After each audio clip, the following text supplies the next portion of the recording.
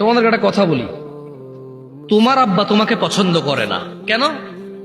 তুমি রাত দিন 24 ঘন্টা খেলাধুলা নিয়ে ব্যস্ত, স্কুল কলেজে যাও না। আচ্ছা, এরপর তুমি বাপের সাথে ঝামেলা করো, বাপের কথা শোনো না। তোমার চুল কাটা তোমার বাপকে কষ্ট দেয়, কারণ তোমার বাপকে মানুষ বলে যে ইয়াইও আমরা হুলাইকে তো এত কিছু করতে পারেন না। তোমার বাপ কষ্ট পায় এটা শুনে। তোমাকে তোমার মাকে বলে তোর হোলারে বুঝাইতে আর উৎসাহ, তোর হোলারই হোলা আয়, কিন্তু যেদিন দৌড়ি ভেতরে শেষ করিলাম ফিরি। তোমার মাকে বলে তুই তোকারি করে, বলে তোমার কারণে।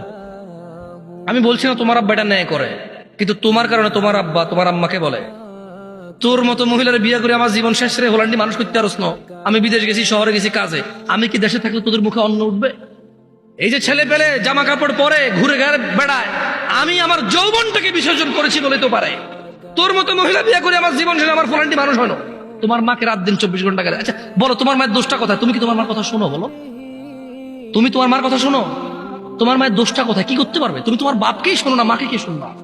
তোমার বাপ যখন দেখে আর কাউকে দোষ দিতে পারবে, এখন তোমার মাকে দোষ দিবে তোমার কারণে। এত কিছুর পরেও তুমি যদি মদ খাও, গাঁজা খাও, ওকে একজন মানুষের মারা ফেলছো, তোমার বিচার হবে, আদালত হবে, তোমার আব্বাই টাকা দিয়ে উকিল রাখবে।